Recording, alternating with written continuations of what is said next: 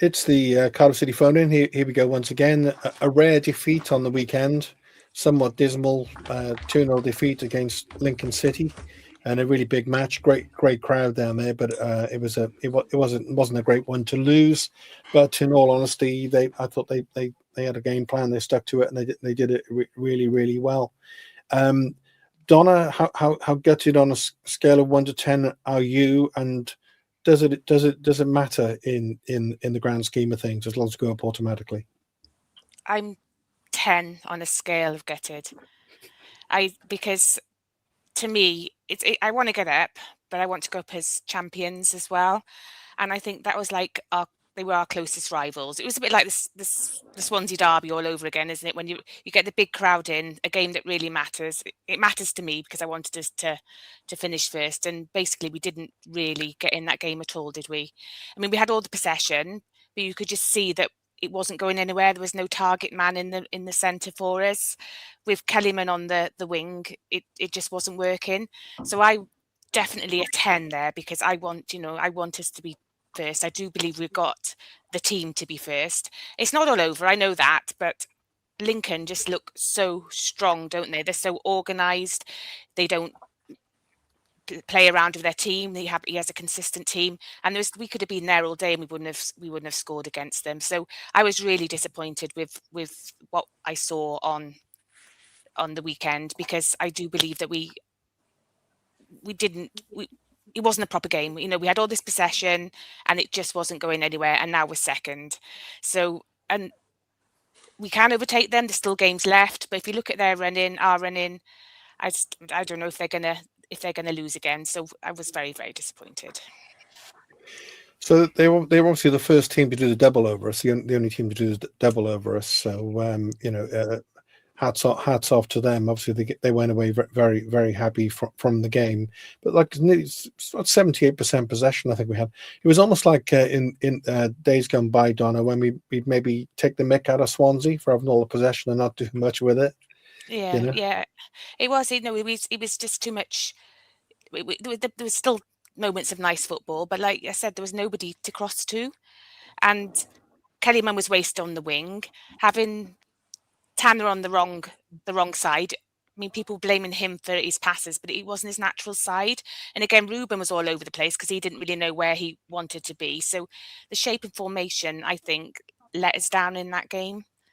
And it was such a big game, because not only did we lose, we're not top anymore. And to me, that is important. I mean, we have to get up. I know we have to get up. That's more important than anything, but it would be nice to go up as champions.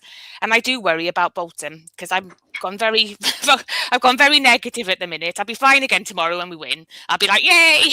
But at the moment, I've gone very, very negative, because I'm looking at Bolton. They're unbeaten in 11 games, and we still got to play them.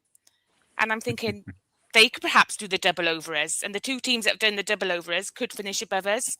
But that's me being negative. And like I said, by tomorrow, when we win 4-0, I'll be back to the good old positive. But I wish you hadn't said that. I hadn't even thought about it. I was going to say that's a negative. Sorry.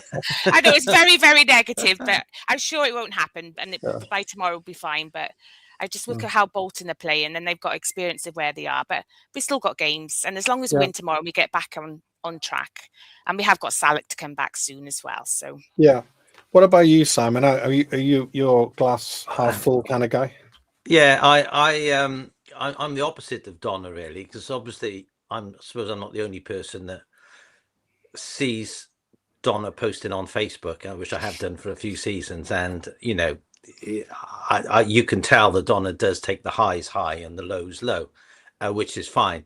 But I try and be like a bit like BBM and sort of say, don't get too carried away with the wins and don't get too down with the losses. And yeah, I was very disappointed. But at the end of the day, you know, as Dave Jones used to say, it's only 3 points. And as you said at the start, Steve, really, they did a job on us. And what they did do, they did very well. But really, they're the total opposite of us in terms of, I think I saw a stat that said they've got the lowest possession stats of any team in the division, and yet they're top of the league. Yeah, and the other things is, one of the many things I didn't like about the way they played is they started time wasting from the first minute. their keeper was taking so long, and it annoys me because it's happened to us before. It's like the ref waits until the 93rd minute to book him for It was time crazy how wasting long he when left he's it. been It was doing it crazy. all the way through the game. And it's not just them. If you look at their average stats, when Lincoln play, the ball's only in play for something like 55 minutes. For the remaining 35 minutes, they're either time wasting or it's out to play on set plays. And almost every single goal kick, free kick, throw in they play, it takes at least 30 seconds. So for me, I acknowledge they did a job on us and what they did, but they're a terrible footballing team if they play like that all the time. Imagine coming up against a team playing that. It reminds me of a game when I fell asleep once when Russell Slade was our manager. The only time I've fallen asleep, and we were playing Chris Hughton's Brighton on a Tuesday evening game, and it was like nothing's happening. It was like both teams seemed to settle for 0-0, and it was just like, and I thought, I've come all the way and nothing's going on. And it was a nice sunny evening, and I just thought, ugh. And imagine Lincoln playing a Lincoln like that. There'd be nothing happening. So yes, they did a job on us, and what they did very well. But I can't say what a fantastic performance, because they was just so negative. It reminded me, I went to see Blackpool one of the few away games I've been able to make, and we were all over them first half, and we should have scored, and their keeper made some fantastic saves, and it started off the same in the second half, and then Blackpool hit us on the break, fantastic finish, and then they did the same thing 3 times. It was all us, had all the possession, but they hit us 3 times on the break, and I was thinking of that when Lincoln did us twice as well. So, yes, it's very disappointing, but it is hard to play against a team who don't want to play football. They all they want to do is spoil it for the opposition, and that's their focus. And the possession stats prove that. All they want to do is be a spoiler team based on that performance on Saturday. However, and it's great, Steve, you're on tonight, because I know you and Simon often have interesting, different philosophical views on football, so that could be good. But I don't really see the comment on the screen there, Steve. To be honest, I mean, it's not been clever after the event. I was a bit surprised when I saw the starting lineup. I was particularly surprised about the front 3, and for what it's worth, that would have been my opening 3, saying that he would have had Keane in from the start on the left and Tanner cutting in from the right with Kellyman up front. It was kind of a bit toothless, Steve, up front. Did you think? It was a strange one because Kellyman's been doing really well centrally. I think he's a different player centrally to what he gives us on the wing. I mean, even he missed a couple of chances at Plymouth, but he still scored 2 really, really clever goals, didn't he? And I think he just offers a little bit more craft as a false 9 or a centre forward or whatever you want to call it. I was quite surprised he started wide.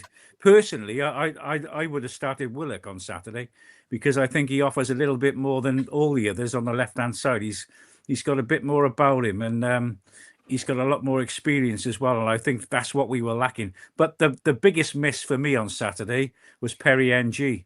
Yeah. Primarily because I think he's been one of our best players this year, and his link-up play with Tanner, especially at home on the right-hand side, has been really good. And he's the type of guy as well that's not afraid to have a pop on the edge of the box. Yeah. And that's our biggest downfall. We don't shoot enough, Steve. This sideways passing. Well, the crowd give it away every home game, don't they? I mean, the number of times you hear the shoot that go up, the number of times we're saying that, and everyone around us was saying the same thing on Saturday. I think, I was always taught when you see the whites of the goals, have a go, fizz the ball across the box. We didn't test their keeper until 30 minutes on Saturday as the home side, and that's look criminal. that good to me either, to be honest. Yeah. I mean, he made a brilliant save then, but we didn't work. He made that one great save. Yeah, it was a world-class save. But as Simon said, they were.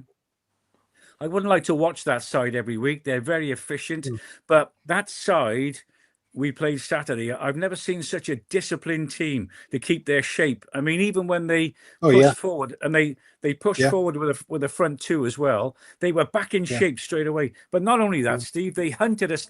They hunted in packs. So when they were pressing in threes and fours, back in shape. And sometimes 5 at the back is a very hard side to break down. And because it was such a low block as well, we're trying to thread the ball through a needle there. One little mistake, as in their second goal that Tanner made, and they're away.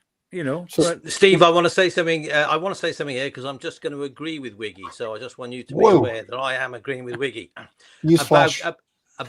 about their shape coming back. I was watching the game, and as you say, Wiggy, when they were attacking and they had to defend, I watched their back 5, and they ran back in a perfect line, and I thought, I've never seen that before. That is a well-trained, well-drilled team. To run back as a back 5 and keep completely in your line, I thought they know what they're doing here.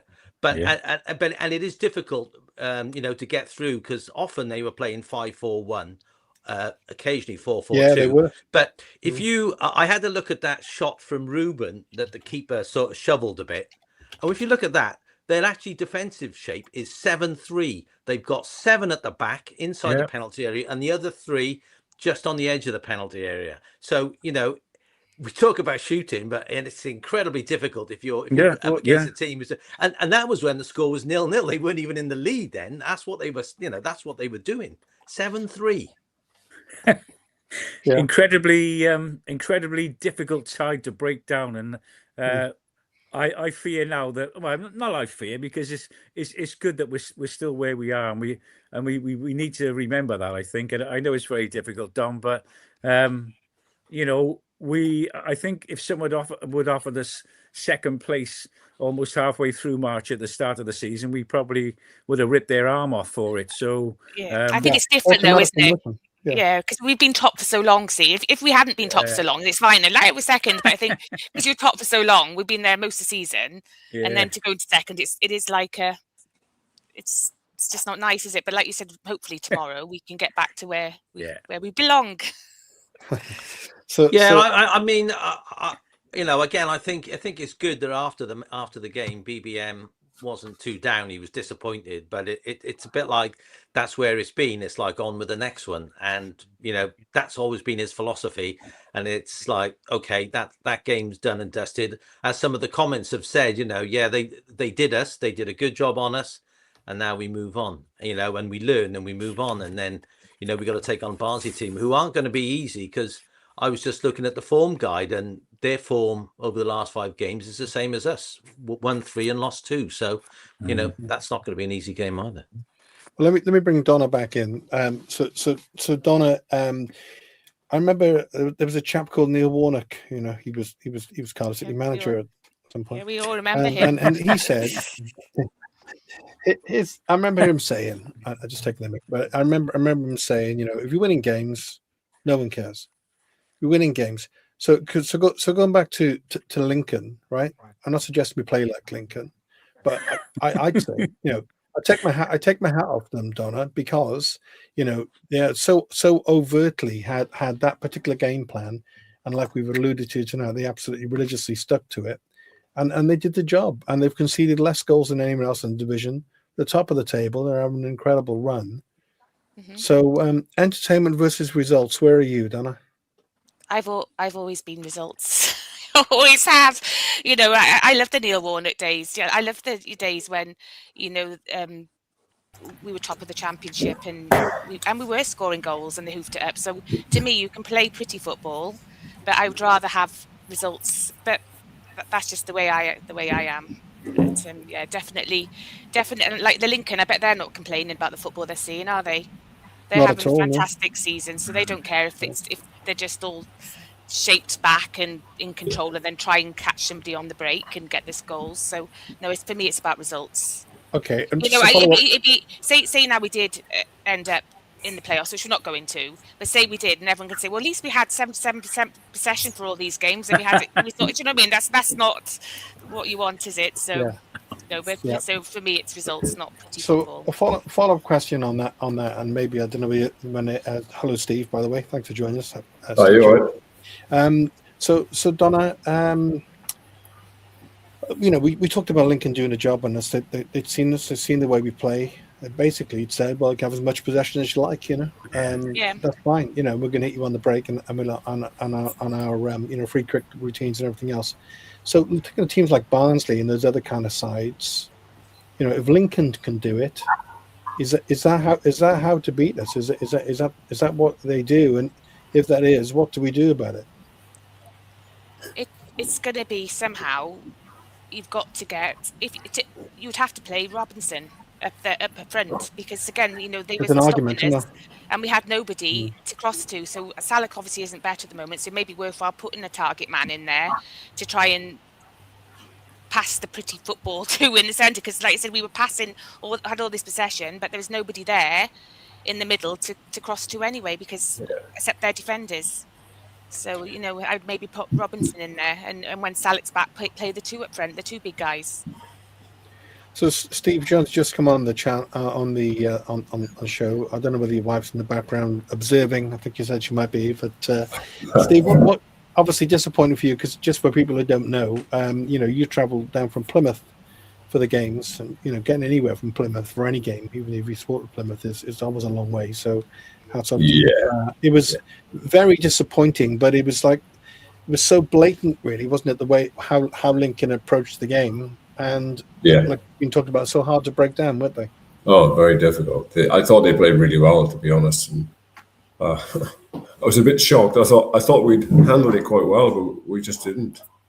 We just passed to the death, basically, from one side of the field to the other, and back again, and that was as far as we got.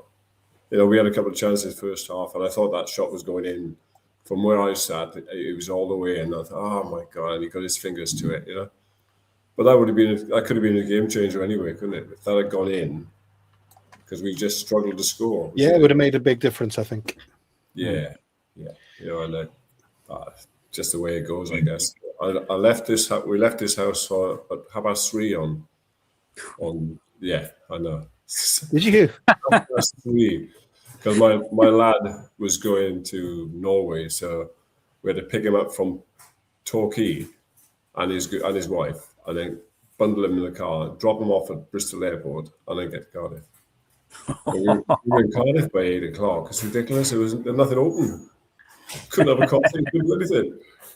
But the game, like I say, it was a good game, but they were well organised. Super well organised. And see the coach knows what he's doing. Should we be looking at making any changes, Steve? Do you think, or do you just believe in what we do? I think be a bit more bold. I don't know whether. I don't think Tanner had a very good game, all in all, really. And I'm a fan of Tanner. I like the guy, but he seemed to struggle and I don't know, get nowhere on that flank there. He just didn't do anything with it. And I felt sorry for him when he that misplaced pass, but he was right in front of us, and he threw his bottle on the floor or whatever, and he wasn't a happy man. But I don't know, we just seem to go across field all the time.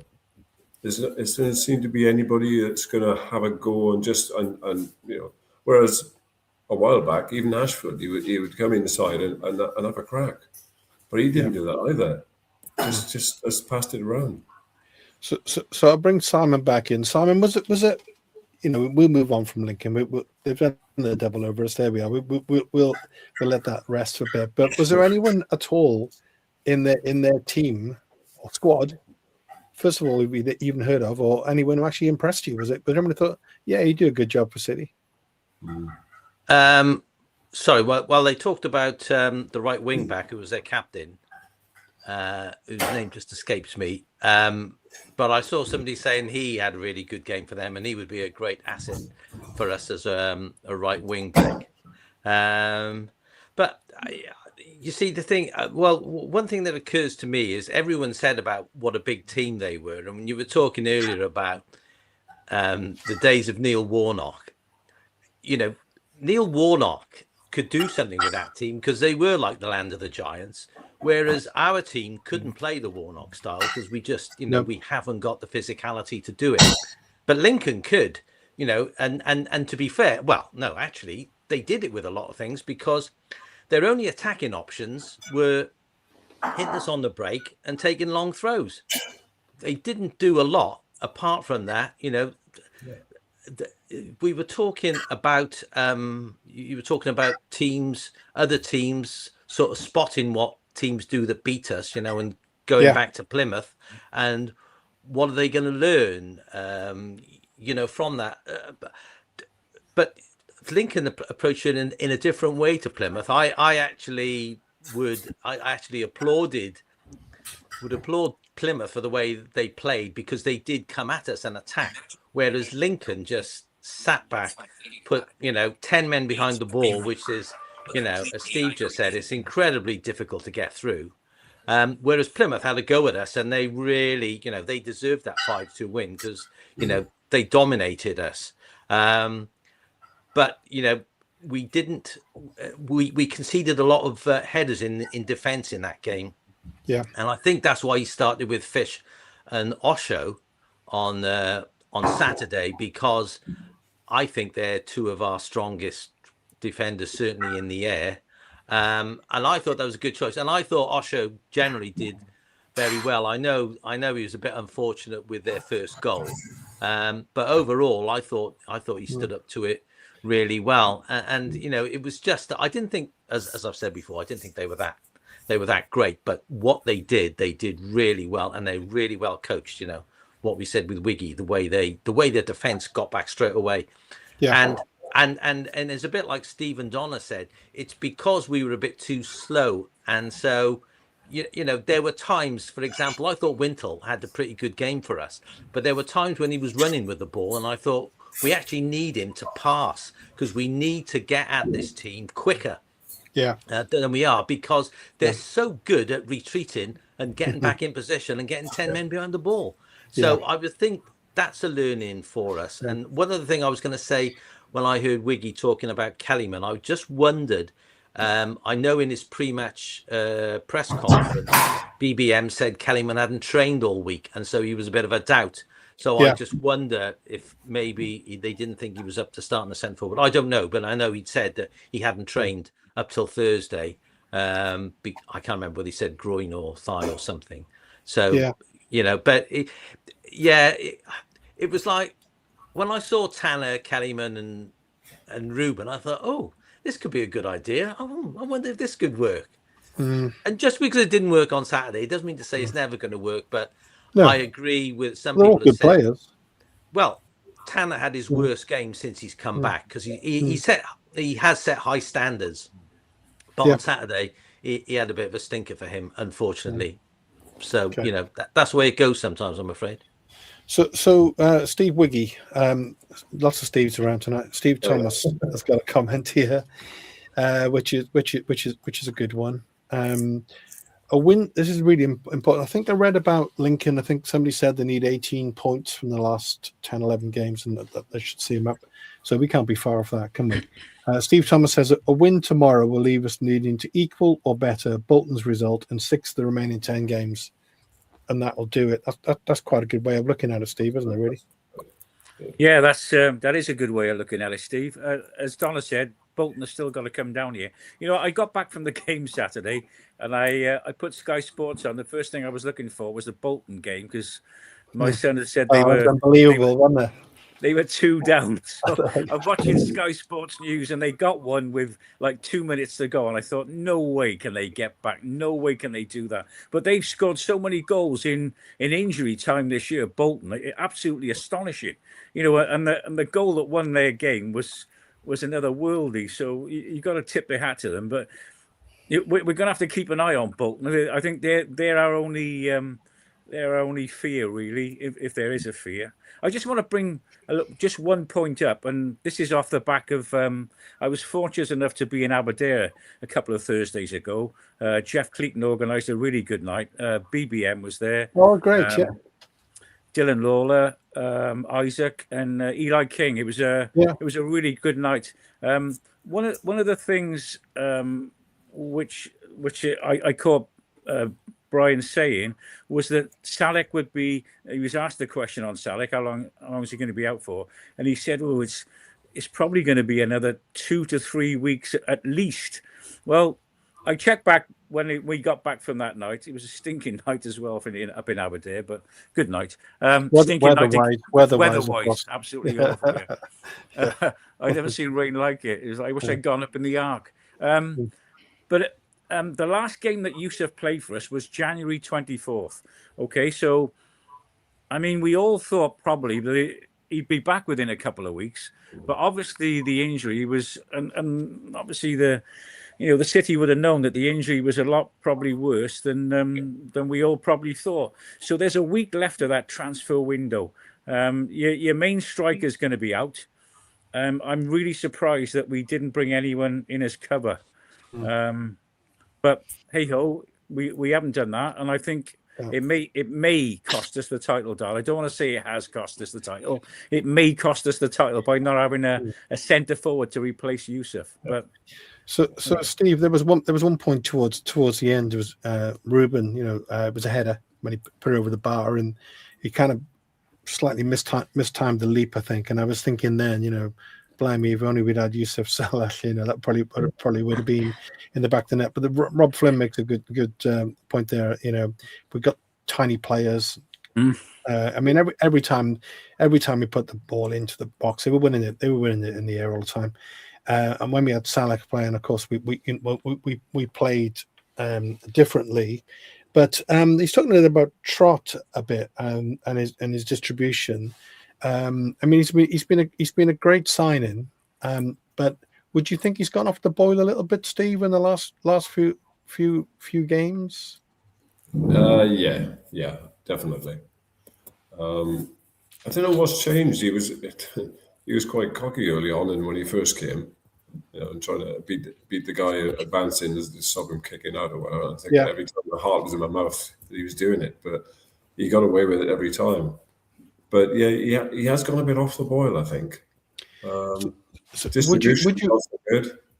Yeah, I mean, would you? Because that was his big strength, really, wasn't it? I mean, that is his big strength, and what wasn't? Yeah, it still is his big strength.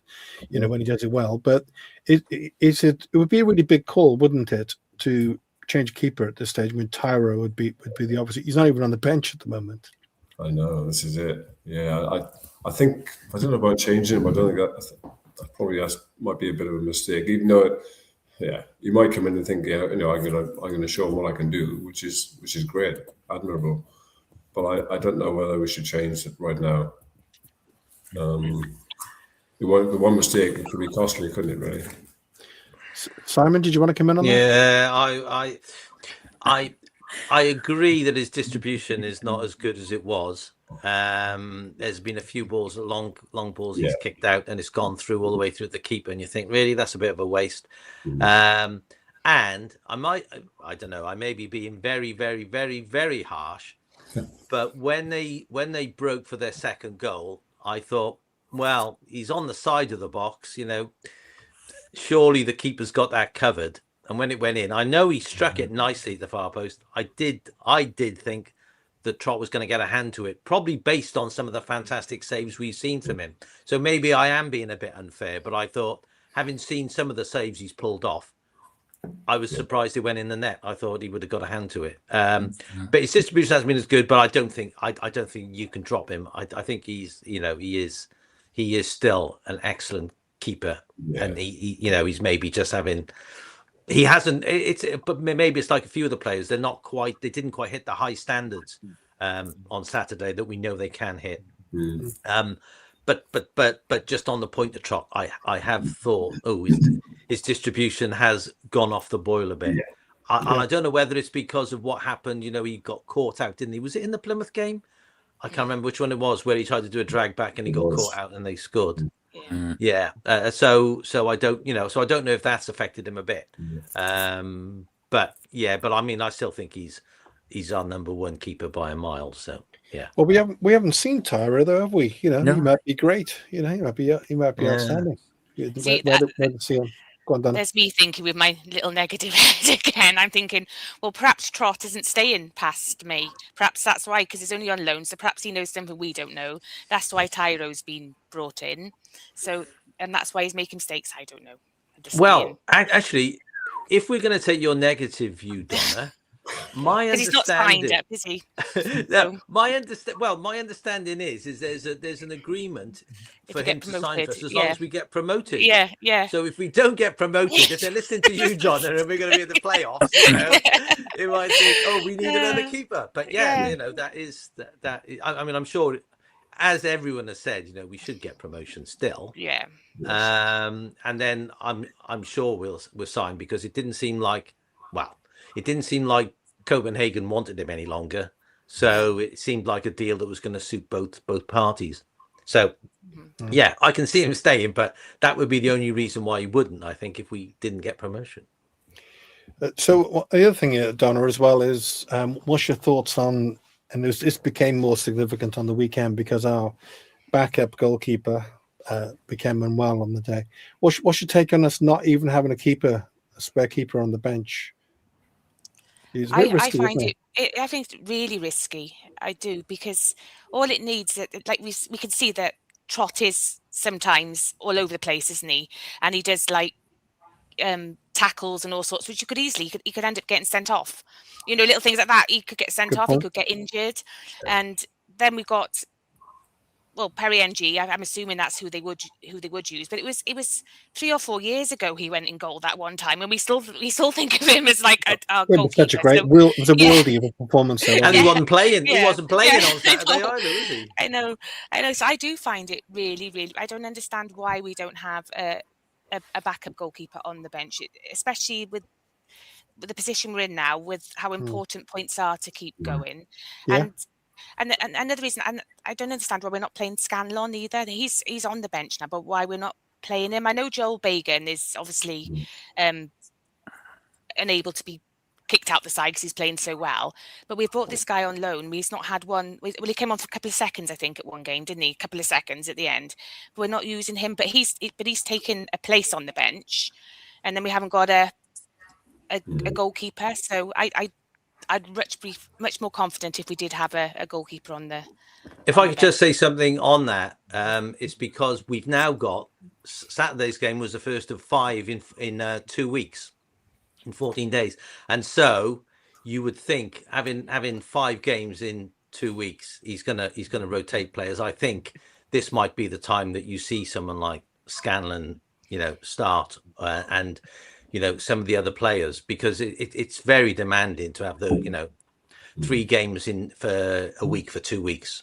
And also, so I wouldn't be surprised. Yeah, I wouldn't be surprised to see somebody like Scanlon start one of the games. I think that's a good call, actually, but not exactly related to what you just said. Then what Simon just said. Then Steve Wiggy, but of course, just the way it's worked out is we haven't had that many home games in a run as well, which is just the way it's been.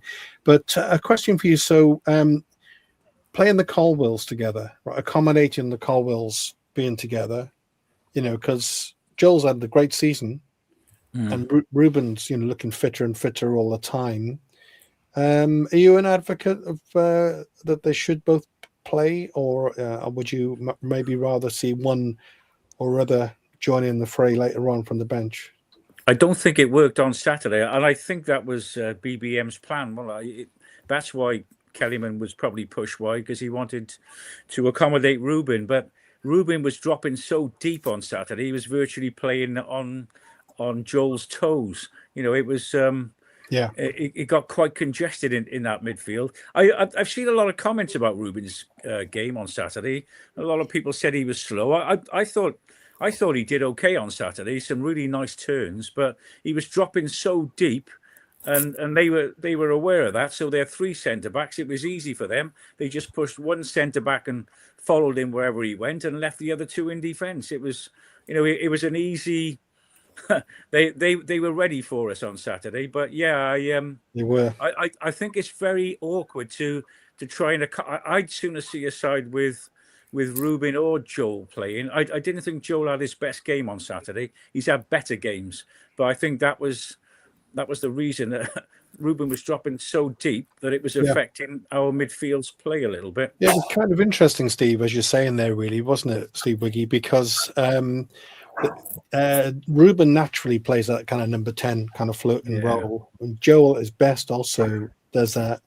It's almost like the one brother was on the other brother's toes sort of thing, you know? Yeah. It was a really funny formation. It ended up on Saturday, and we virtually didn't. I mean, it was a false 9, yes, but we didn't end up with it. What we could have done with on Saturday, Steve, was someone like I was thinking about it when the game was going on, because it was an ugly game. You know, remember that chap I called him the Beast. We had him from Middlesbrough. That's the guy we wanted on the bench on Saturday. So you don't mean John Parkin, do you? No, not him. No, Not the coloured fella from Middlesbrough. Oh, I can't think of his name. Oh, now. I know. Yeah, we had him on loan, but my mate who's that's right. Yeah, a Borough fan calls him the Beast. But that's the type of play we wanted on the bench, so we could throw him on and just lob some balls in the box. And get Robinson around him. That's what was needed on Saturday. Feed the Beast and he will score.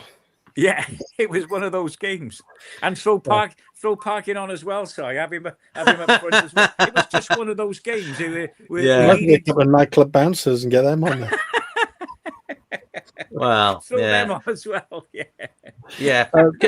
If I was just going to say about what you were saying about Colwell, I thought that Ruben Colwell in the second half. They obviously had identified him, and they had somebody following him all the time. I hadn't recognised it. Like as you said, it was the centre back, but they did play with 3 centre backs for the first time for a while. Yeah, because they normally start 4-4-2, but they went with 3 and wing backs on Saturday. Yeah, and so they were able to do that because we didn't have a Salek. They were able to put the one guy on Ruben all the time. Yeah. It was an easy one to counter, playing at false 9. You know, just drop one of your centre halves and follow him everywhere wherever he goes, and you've still got the 2. And then of course, as we've said earlier in the show, they were so fit. You know, their fullbacks. They just kept on going, didn't they? Super fit team they were. Yeah. I wouldn't like to watch them, as we said, but you've got to tip your hat to them because, as Jeff de la Cruz has said in the comments, Steve, you know that manager has got blood out of a stone. There's a few journeymen in that team, but they're super fit, well drilled. Yeah. And they don't have to be rested every other game as well. He plays and then changes side as well, so that shows how fit they are. Yeah, he very rarely changes his team. Yeah, they go for a run every morning, Don. Yeah, they do. Like me and you. Yeah. So Jeff, talking to Jeff de la Cruz, Steve Jones. I was with Jeff on the weekend, and actually it was quite a nice moment for the game because he lives in Ireland, Jeff, and he managed to contact Brian Barry Murphy through his wife, you know, and he brought over a bottle of Barry's tea for him, and the club. So that's you, Jeff. You know, they brought the tea in, which was quite nice. But he's making a comment there about criticism, BBM, and he's he adds a wobble. Look where we are. Look how well he's done. I mean, you could argue, I suppose, maybe he didn't quite get the tactics right to begin the game, but overall, he's still done an awesome job, hasn't he, Steve? Oh, amazing! Really. Yeah, you can have an off day, don't you? And I think it probably was a bit of an off day for everybody. You know, I can't see it. I looked at the game and watched everybody, and I thought there was no standout player there, or even coming off the bench. There was nothing. It was everybody did what they could do, but they couldn't do any more than they were allowed to do. Yeah, I don't know whether he got it wrong or not. I think he was okay, really. I think the formation we chose, but we just didn't have any impact up front. And without Salek in there or anybody as a target man, or take somebody out, basically, it was just running from one side to the other. And that was as far as it went. And you could see I didn't think we were going to score. No, it didn't look like we were ever going to score. It was one of those days. The last 20 minutes, when I sat there watching it, I thought, we're not going to do this. Nothing's going to happen. And when they caught the second one, I thought, oh God, this is all the effort in vain before that, and no shots. You know, it was just very quiet on the shot front. But again, both their goals, Steve, they both basically came, even though it was fairly deep, they came from errors from us, and they just capitalised on them. They just right. gobbled them up, really. I think they were a bit Jonathan sharper. What's that? They were Sorry? a bit sharper. Yeah, I think they were a bit sharper than we Yeah. were. Yeah, they had an agenda, didn't they? But Jonathan Mordecai, with the comment there about the guy that Simon mentioned earlier, Deriqua, he's the right wing back. He's 34 apparently, and he's the player I think who was the one who was, the one who picked up the alleged alleged or interpreted racist comment. Steve, I don't know whether you Steve Jones, whether you had any take on that, because it seemed like it was. It seemed like it was a total misinterpretation, because they scored the goal, and there was 5 minutes or so before they kicked on again. Bizarre. And also there was a gesture the other way, which I think was also misinterpreted. Yeah. It was bizarre, the whole thing. To be honest, from where we were, I couldn't understand what was going on. First of all, and it was a bit of a bit mayhem, like, wasn't it? But I don't know. Yes. Did he or didn't he? It's without the cameras. I suppose he couldn't define it completely, could he? He did it. I think part of the problem is because they were time wasting all the way through the game. Yeah. And they've done it from minute one. The first instinct is, all right, they're time wasting again. Typical. What are they doing? And then so it was only afterwards when you found out. And I think it was somebody sitting near me that said, "Oh, he's pointing to his skin. He's pointing to his, his arm as though the color of his skin. So maybe it's this and the way the." But yeah, initially it was just like, "Oh, here they go, time wasting again." But they've been doing it all game. Yeah. I must admit, I mean, in all my time there, and this might just be me, I've never heard a racist comment for since the 70s, or a homophobic comment, because I understand we were reported for a homophobic comment at the Chelsea game, and I never hear any of that around where I am. So I don't either. No. I was tempted to ask what that comment was, but I think we'll let that one lie. We don't just. But it's funny how these things, Simon, how they immediately get picked up on, by the press, because there's going to be some sort of aftermath, apparently, to the allegations, at least, of racism. And then there was a thing, like you said, with the comments against Chelsea, and innocuous as they may be. It's not a good look, and it's just the way it is with the media these days, isn't it?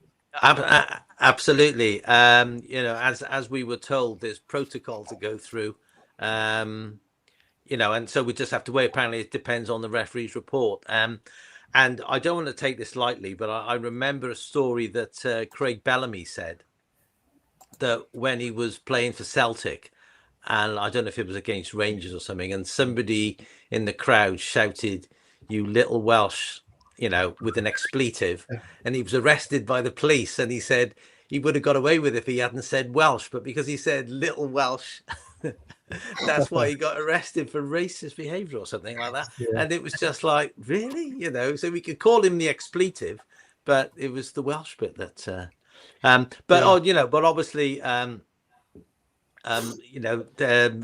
I don't agree that any comments like that, in terms of racism or homophobic, language have got any place in the game. So, unfortunately, when it happens and there's rules and protocol to follow, then they have to be followed, and we just have to wait. Apparently, it depends on what the referee reports. Yes, and how that plays out. Obviously, we could really do with Donna. We could really do with changing the topic from that. Yusuf Salak. We could how we could do with him coming back now. Apparently, he was in training today, so hopefully he's on the way. Yeah, it's hopefully because I always think if he's fit to train, he can't. It was January last played, so it's only 2 months. He's a young, fit man. It shouldn't take him that long to get back to speed if he's fit enough to be training. So hopefully we won't be too long. Because we really needed him in that game and games going forward. So yeah, hopefully not long. I mean, the only thing about that, from what I understood from BBM, he said he's back in training, but not contact training. So he's running on the pitch, but he's not involved in contact yet. So that's why maybe he's sort of saying he's still a little bit away. Yeah, perhaps he can't header or anything. or go for challenges. Yeah, maybe. Yeah, you know. yeah. There was that. Did you see that one challenge on a Lincoln guy came and he almost did a forearm smash on our guy in the air, and the referee just gave a free kick. And I thought, surely that's got to be a yellow card. Yeah. That was very early on, wasn't it? It was very early on, I think, that one time, wasn't it? Yeah. I'm trying to think. It was the first half. I thought it might have been the second half, actually, Steve. It was near the halfway line. The one I'm thinking of was really early on. It was like he yeah. Yeah, it was, and of course, it's funny though, isn't it? We were talking about Lincoln's style of play. They committed, twice as number of fouls as we did, and they got all the yellow cards. We didn't get a single yellow card, but they only got 3, and only one of those was sort of fouled because the other one was sort of that ludicrous simulation in the penalty. It was just like, what's that guy was doing? Unbelievable, wasn't it? The ref didn't want to get his yellow card out, but he had to there because what do you do? If he'd just fallen down, he might have got away with it, but he fell down and then put his arms in the air and looked at the ref. And he's just like, well, you're going to get a yellow card for that, but yeah. And then Steve, of course, with the referee, with that keeper, the amount of time he was taking, the old traditional clean the mud off your studs bit on the post every time you take a kick, just taking the mick. He was absolutely blatantly taking the mick. Yeah, he got away with it and got away with it till the very end when it was too late. He booked him. Yeah, frustrating, isn't it? Yeah. Steve Wiggy. One time the keeper had the ball, Steve. I counted 16. I thought, is it 8 or 5 seconds? I don't know what the rule is now, but I counted 16 in the second half. And I don't think the referee had a set of cards in his pocket till he really had to get him out. I didn't rate him on Saturday. The ref, he didn't stamp his authority on the game early enough, and that's what was needed. Along with an. It's like people have said, if we'd have scored first on Saturday, it would have been a totally different game. But against sides like Lincoln, you've got to get that first goal, and we didn't show enough enterprise in that first half an hour to get that first goal, unfortunately. So we paid the price. Yeah, and you could see it happening, couldn't you? Doing that as the game went on, just knew that. The Uche Ikpeatsu was the. That's right. I will say something though. The two kids they had up front. I mean, they took those goals really, really well. Especially the first goal where they interchanged the two. And there's the value of playing two up front. They were fit blokes and they got forward. I was impressed with their two up front. I thought they did well. Two nice finishes. You're right. Absolutely. Yeah. Good finishes. Two good finishes. Yeah. The question is whether let's go around the panel on one. Go on then. Uche. What, Steve? Uche. Carry on. Sorry. I just noticed Uche, that guy was the bouncer. That's the type of guy. That's the type of game it was on Saturday. They turned it into that type of game, unfortunately. And I think even a Manchester City would have struggled to break them down on Saturday. They were that type of team, and unless you got if we could throw Haaland on, maybe, but. There we go. Yeah. Sorry, Steve. Well, I think they came for a 0-0. I think they came for 0-0, and it's just like, if we can catch them on the break, we'll do it. But 0-0 would have worked. That's what it looked like to me. That's how they set their stall out. 0-0, and we'll try and catch them on the break or a long throw, and try and catch us on the break. And that's exactly what they did. So Simon, I'll start with you. Question for the panel. I'll go around everyone on this one. Simon Field, firstly, who's your starting 3 up front for City tomorrow? Well, if they're fit, I think you've got to put. You don't have to, but I would put Kellyman in the middle. And he might not if he's, as I said, if he didn't train until Friday last week and another game in 3 days. But if he is fit, I would put Kellyman on the in the middle, and I'd put Tanner back on the right. Hope this game on Saturday was a blip, and I don't know. I think Wiggy sort of persuaded me that start with Chris Willock on the left, And then hopefully as well that NG is back. Apparently it was sickness on Saturday. He was feeling dizzy and sick. So yeah, to have NG back. But yeah, I would stick Kellyman in the middle, and I would have Tanner on the right and Willock on the left. All right. How about you, Donna? See, can I change the whole formation? Can we not maybe just have Kellyman and Robinson up front, just to try having the two up front like that, and try give Robinson a go? That's what I would do, and have then obviously Tanner on Tanner on the wing and Willock, but I would have potentially two up front. I don't think we're trying that enough. But you could do that. You could have Kellyman as a 10 playing in behind him. Yeah, that's what I would do, is have, try that. Let's give Robinson more of a chance. I mean, like I said, I think he's hardly started anything since Salek's been off. He started one and he was captain, because I can remember that. I was thinking, oh my God, Robinson's starting and he's captain in some game.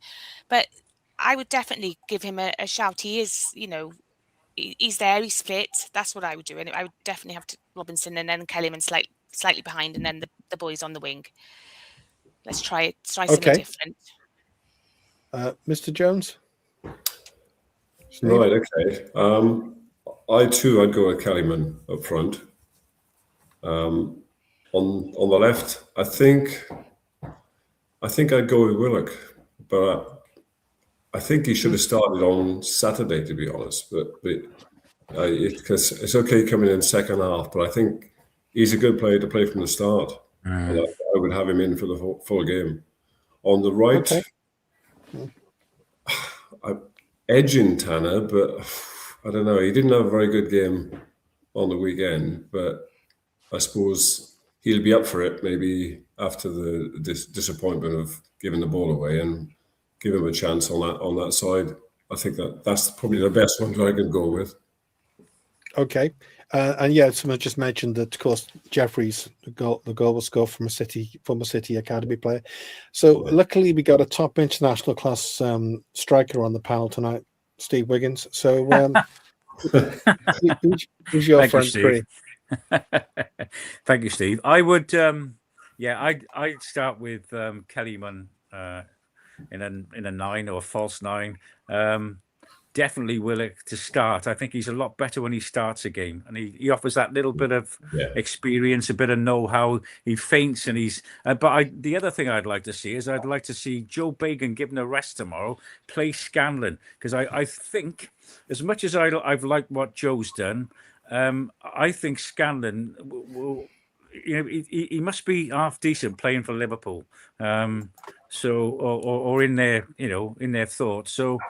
I'd like to see him at left back tomorrow, and let's see if we can. We need to get behind teams, get to the byline. We need some Gary Bells into the box, Steve, going back in time there. We need some left foots to cross the ball in, So, but on right side, if Tanner's not 100%, and he's because don't forget he's come back from a bad injury.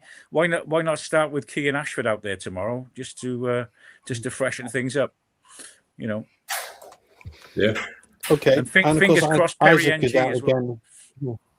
Yeah, hopefully it'd be good to see him. But I love Joel Bagan, but I can see if we brought in a decent player as a backup, then give him a go. So this might be slightly more controversial. Not really, but I'll go with it being slightly more controversial. Simon, some of the games this season, I'm going to say, I think that Callum Chambers has been particularly good. Particularly good influence, particularly when we're up against more physical sides. Is there a case maybe to bring him back into the mix tomorrow against Barnsley, Simon?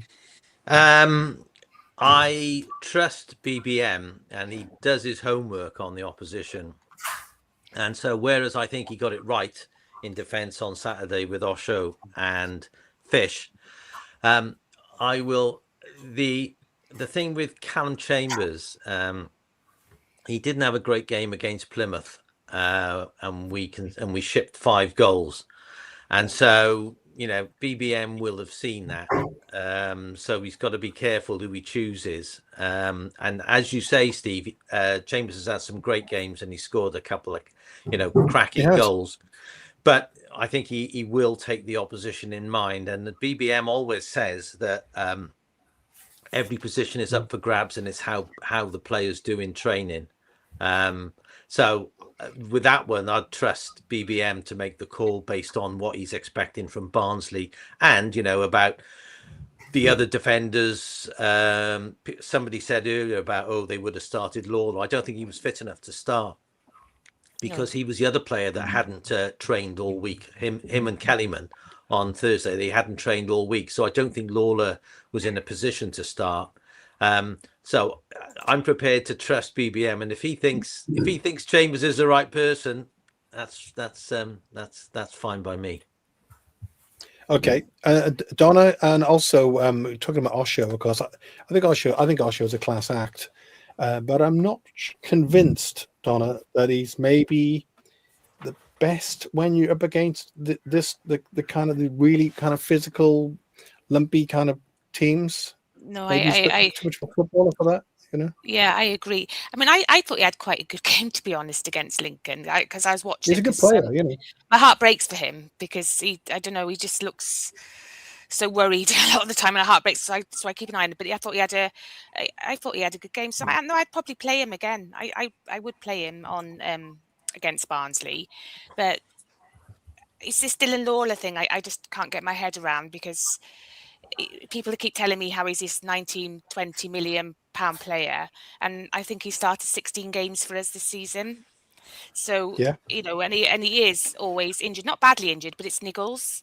And so if you're getting all these niggles with your knees and whatever he's getting at this age, how is he this 19-20 million pound player? Because I don't miss him. Like I said, when he's not playing, I don't say, oh my God, we're missing Dylan Lawler, like I do, oh no, we haven't got Salak, or when Kellerman didn't play. So to me, when he's not playing, he's not a massive loss. So I would stick with, I'd probably stick with the defence that he did, give them a bit of a run now, and maybe then, no, I wouldn't change the defence. I'd stick with the 4 that he had. So you've been quite controversial tonight, Donna, with your, I know. theories at the beginning. And, Dylan Lawler, we can let him go. He's nothing. You let him go, says Donna. I do. Cash in. But it's nice, Steve Jones. It's nice that we've got that choice, because I mean, as an out and out defender, conversely, Fish is probably one of the best out and out defenders we've got. So we have got that choice there, haven't we? Yeah, I was glad when he played on Saturday, because I thought he would do a good job, Fish, on the weekend. For this weekend, I probably would bring Callum in. I think the experience, Callum Chambers, yeah, I'd bring him in really for this game. I think the experience is there, and steady the ship after the weekend. Basically, I think at the back, because he is quite strong. He's not afraid of it. Who would be alongside him for you? Probably Osho. I think I'd give him another chance. Yeah, I thought he played quite well. Okay, because I mean the thing with that is who's on the right, who's on the left. Getting the right balance with that as well, isn't it? The players got to be on the left. Sometimes get the more difficult challenge. Yeah. So we got Barnsley away tomorrow, and then we got we're going to play in a street of houses on the weekend. We go to Exeter, in somebody's back garden, sort of thing. So predictions for both quickly. I'll start with you, Steve Jones, and we'll whiz around. So Barnsley away, Exeter away. I'd like to say 2-0 for the Barnsley, for us. Have you gone off there? Yeah. Can you hear me? Both times? I can hear you. Yeah, we can use it. That's right. Yeah. Okay. So, fair enough. Yeah. So I think 2-0 against Barnsley. Yep. I'm going to say a draw. As much as I don't, I don't want to say that, but I think it could be just a 1 each, just cancel each other out a little bit. Of course, yeah. Chris Hughes Jones says it's easy for you to go and see the game tomorrow as well. Oh, sorry, on the weekend next. Steve Wiggy, 6 points, Steve. Give us the results. Steve. Yeah, we need 6 points, don't we? Yeah. 6 points, 3-1 tomorrow, and I think Exeter I think Exeter 4-0. Go I'm being bold. Well, for it. I love that. That's outrageous, Steve. Simon. The way these fixtures fall, it's a bit weird when you look at it, because on last Saturday when we were losing to Lincoln, Barnsley were beating Exeter. Tomorrow night, Exeter are playing Lincoln, and then on Saturday we're playing Exeter.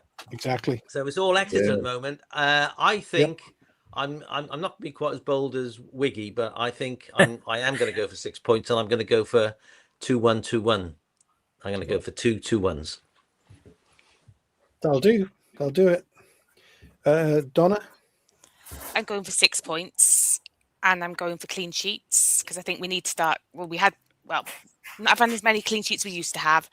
I'm going for 2-0 Barnsley. Because I was looking, they're in no man's land. They've got nothing really to play for. So I'm going to go for 2-0. And I think for Exeter, I'm going to go for 3-0 because they're going to play their hearts out against Lincoln on Tuesday, where they're going to have beaten them. So they're all going to be shattered. So we're going to beat them 3-0. So 2-0, 3-0. Brilliant. I really so hope you're all right and City are back on track. Great show. Thanks a lot, guys. See you soon. Thank you. Thank you, Steve. This channel is powered by an incredible membership community on Cardiff City World and patreon.com/Ace Podcast Nation. Becoming a member unlocks exclusive rewards from early access to live event tickets, bonus content, and even the occasional inside transfer scoop when we get it. But more importantly, it allows us to bring you top quality Cardiff City content 7 days a week. Across those 7 days, we're talking match previews, exclusive interviews, instant match reactions, the breakdown podcast, tactical deep dives, the spotlight series, Bluebirds Rewind, Academy Focus, and just so much more. Led by myself, backed by an army of passionate Cardiff City fans, this is content created by fans for fans. Balanced, professional, and 100% all about the club we all love. If you enjoy what we do, then join the community today and support what we are doing as we help to keep Cardiff City World flying high.